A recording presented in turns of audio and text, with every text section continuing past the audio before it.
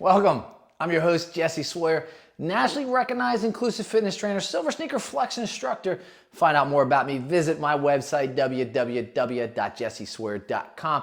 Today, I have a demonstration of the rear deltoids, and I'm gonna try to walk through a tutorial for those silver sneaker instructors, for that aging or that senior population, or even for that disability or ambulatory population, so that you can try to attempt to target the rear delt. And what you need to understand as we go through this tutorial is that you have three deltoids. You have the anterior deltoid, which is basically all flexion. You have the lateral deltoid, which is abduction laterally, and then you have the rear deltoid, which is a horizontal abduction, not adduction, abduction. So you got to think about horizontal. When we talk about horizontal, what I want you to think about is creating a straight line from point A to point B, or from wall to wall, or from dumbbell to dumbbell. And I like to think of a grandfather clock, or a clock that goes tick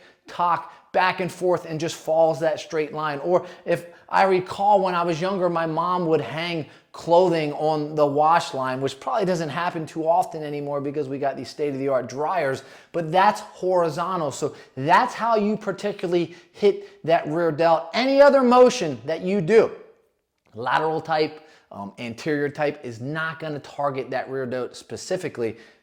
Not that you won't hit it, but it's just not going to target specifically. So let me show you a few of those. I'm going to show you in the seated position. I'm going to show you in the standing position. And then you get to choose kind of which one you like and how to work it. And it's not about going heavy. It's really about staying on that horizontal plane, or that horizontal line of motion. So I'm going to start just with unilateral anterior delt. And I'm going to be facing the wall to the left, and I'm going to have this a dumbbell in my right hand, and I'm going to use this chair. Again, it is more of a modern chair, so it's not a high back, and I'm going to just use it hinge at my waist, and then I'm just going to lower this down so that my arm is subluxed, and I'm going to keep it in the pronated position. Pronated position is with that palm facing me, and I'm just going to let it hang, and then I'm going to cross that midline, and then I'm just going to push it out. So you see, I'm just following it the straight line, and I'm not trying to overextend, but I'm trying to engage that rear delt.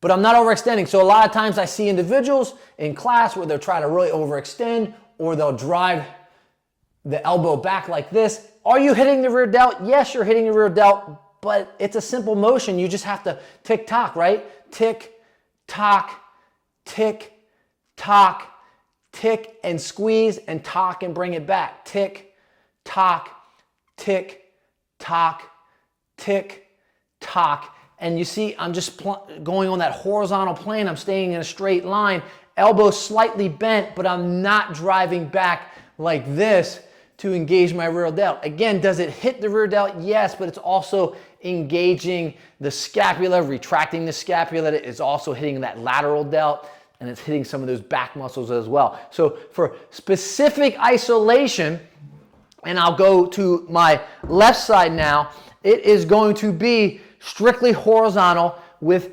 abduction, not adduction. So you're just pushing out and not overextending. So you got your tick, tock, tick, tock, tick, tock. And you can see I'm just following that straight line as I do this rear delt. And now again, you can go heavier with weight, but again, you're just pushing it out to the side, and you're not trying to drive that elbow back. Like, driving that elbow back is going to engage more of that rhomboid, that mid trap. You're trying to really target that rear delt, so you're just pushing it out like a clock. Now, if you were going to do that from the standing position, and then I'll show you the seated position. Standing position, same type of motion. The only thing is you want to push those hips back, lower that weight in front of you. I'll show you from the frontal position, and you're kind of going to go tick, tock, tick, tock, tick, tock. And I kind of like to use the tick tock because tick, tock, tick, tock, tick, tock, and I'm just pushing out and coming back. Side view to see that is you're going to see my arms are going to stay in the straight position. They're going to be in pronated. I'm going to be in that nice position, and I'm just pushing them out. and I'm not overextending them. I'll show you kind of diagonal. That's it. And you can, roll with it as well if you want. Like I'm kind of rolling now with that motion. Now, if you roll, you're going to get a little bit of engagement. You're going to accentuate that rear delt just a little bit more than staying in just this neutral position, and also putting a lot more pressure on your core to maintain that position, especially for someone that's in the aging, or if you're an instructor, then you might want to just kind of hold on to something, hold on to that chair, and show individuals unilateral exercise. If you're in that seated position, I'll show you from that frontal position again.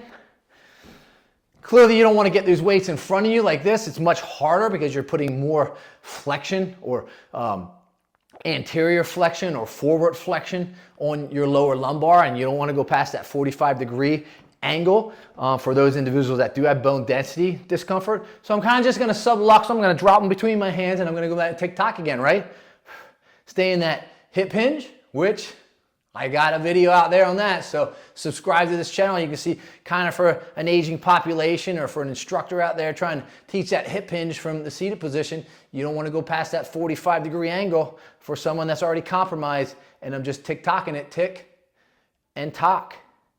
And I'm just trying to really push up through, and I'm pushing towards those walls, staying linear, staying in a line. And now I'm going to show you from that seated position where I'm facing the left and those weights are coming down through, and I'm in that 45-degree angle on that hip hinge, and I'm just pushing through.